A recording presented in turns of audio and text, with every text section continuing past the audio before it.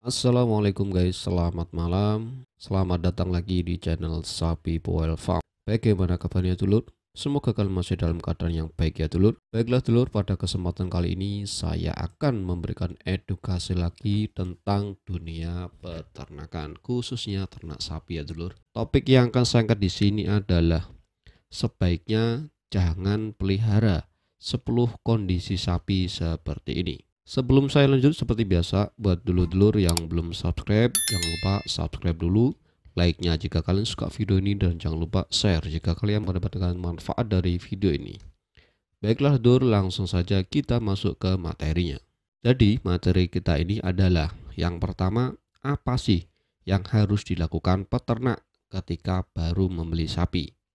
Yang kedua adalah bagaimana kita bisa memilih sapi yang sehat dan bisa menghindari memilih sapi yang sakit. Kita akan bahas dulu yang nomor 2 ini ya dulur.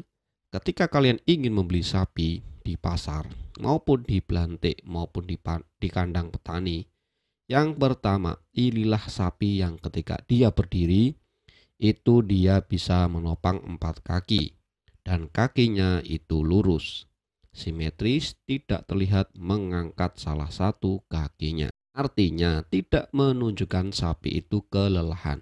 Biasanya kalau sapi capek atau sakit, kakinya pasti diangkat. Jadi pilihlah sapi yang ketika dia berdiri tenang. Kuncinya kaki keempatnya dalam kondisi tenang menopang. Artinya kaki sapi itu tidak sesekali diangkat. Ketika kaki sapi sesekali diangkat, maka kita menganggap ada masalah di kakinya. Padahal kaki adalah organ atau jaringan paling penting yang bekerja paling keras, yakni menopang badan. Bila si 4 kaki yang menopang badan ini sakit, infeksi radang, kepleset atau lain-lain, maka hampir pasti pertumbuhannya pun akan terhambat. Dari kaki ketika kalian beli sapi di pasar, yang harus dilihat pertamanya adalah kaki. Ketika berjalan dia proporsional ataukah tidak, tidak sempoyongan, lalu dalam posisi tenang, dia tidak terlihat mengangkat kaki sebagai bentuk kompensasi rasa sakit. Yang kedua dari ekor. Kalian bisa memilih ekor yang aktif mengibas-ngibas. Ekor sapi mengibas aktif menunjukkan indikasi seekor sapi itu responsif terhadap lalat dan rasa gatal, terhadap gangguan di sekitarnya. Mungkin nanti keaktifan ini bisa dikurangin dengan cara mandi. Kalau sudah bersih, lalatnya berkurang, maka dia akan berkurang mengibas ekornya. Artinya, mengibas ekor adalah indikasi bahwa sapi itu responsif, sehat pada hal-hal yang kecil. Ketika ada lalat kecil nempel aja, sapi responsif. Berarti dia tidak sedang dalam kondisi yang sakit.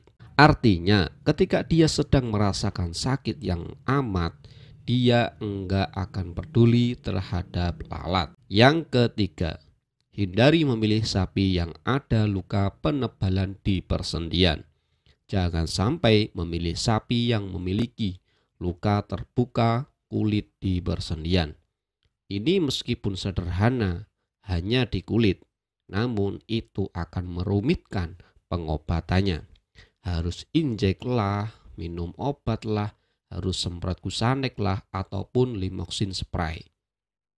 Ketiga, hindari memilih sapi yang memiliki luka di persendian. Bahkan kalau sapi betina ada luka di paha dan menebal saja, tidak boleh dibeli. Susah itu nanti yang akan berpengaruh pada aktivitas motoriknya seperti tidur dan bangunnya. Selanjutnya yang keempat adalah masih seputar di kaki. Hindari sapi yang menyilang kaki depan seperti jinjit. Lalu hindarin kaki yang ada indikasi radang berlubang. Lalu laminitis. Kalau laminitis, ciri-cirinya kaki depan menyilang karena ada rasa sakit di bagian lamina dari telapak atau teracak. Kompensasi dari rasa sakit itu Biasanya sapi menyilang kaki depan. Jangan membeli sapi yang menyilang kaki depan meskipun bisa diobatin, tapi itu sangat rumit. Selanjutnya yang kelima, dari kaki kita naik ke penis. Ketika teman-teman mau menggemukkan, pilihlah sapi yang preputium atau rambut sekitar penis itu normal, tidak bumpet, tidak bengkak, dan telurnya tuh pastikan ada 2. Lanjutnya yang keenam, hindarin membeli sapi yang ada indikasi batuk-batuk atau bersin berulang. Hindari sapi yang menunjukkan gejala batuk-batuk, terus keluar ingus kental dari lubang hidung, terus aroma nafasnya busuk. Kondisi itu mengindikasikan ada permasalahan di paru-paru maupun ada permasalahan sistematik di ginjal maupun saluran pencernaan. Selanjutnya yang ketujuh, pilihlah sapi dengan mata bersih, mata yang berbinar, cerah, dan tidak ada luka kulit di sekitar mata. Seandainya luka bersih masih sedikit, tidak apa-apa, kalian tetap beli saja. Asalkan jangan luka koreng yang sudah terlihat pernah diobatin. Karena itu bisa disebabkan oleh kaskado, bisa disebabkan oleh larva lalat, maupun disebabkan oleh cacing mata. Selanjutnya, yang ke-8. Pilihlah juga sapi yang telinganya aktif, tidak lembek, serta tegak. Amati saat posisi makan, dia telinganya aktif, mengipas-ngipas, mengindikasikan seekor sapi sehat. Kaki menopang, ekor aktif, punggung tidak balur, terus tidak ada batuk-batuk. Selanjutnya, yang ke-9. Pada kulit mulus tidak ada kutil, karena waspada kalau itu yang kita beli papiloma, kutil itu bisa menyebar. Jadi, kalau ada sapi yang mulus, buat apa milih sapi yang kutilan? Jadi, kutil itu bisa tidak berbahaya, tidak berkembang.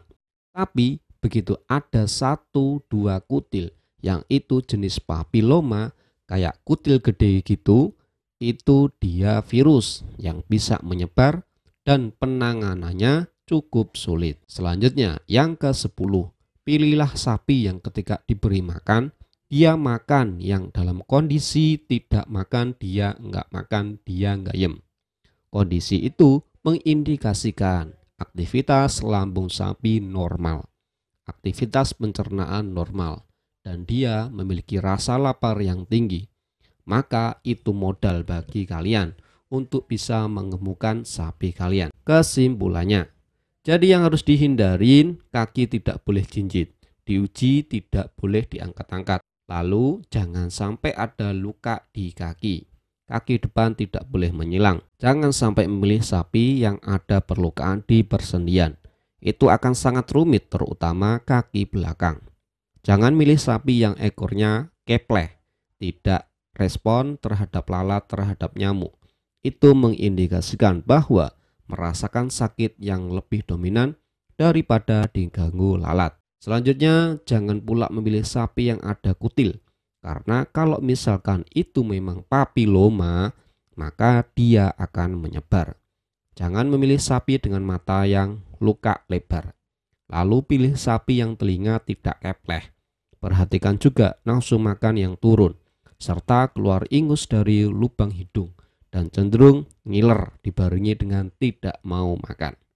Yang harus dilakukan peternak adalah segera memeriksakan sapi ke Pak Mantri atau ke dokter.